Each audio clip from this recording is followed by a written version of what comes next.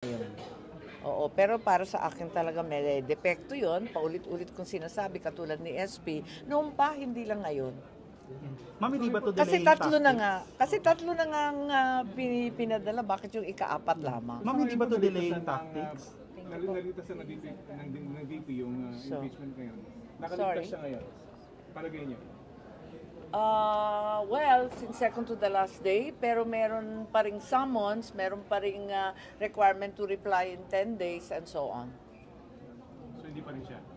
Well, at maliwanag na mukhang tatawid sa 20th Congress. So, walang kaligtasan. At higit sa lahat, para sa akin, hindi talaga ligtas pagkat kung ang habol natin ay tunay na accountability. Yun nga, sa katutakang kaso, pagigihan natin ang investigasyon, tutukan nila ang mga kaso na yan na napakarami, nasa COA, nasa DOJ, nasa Supreme Court, nasa iba't ibang korte, nasa PNP pa, may disbarment pa.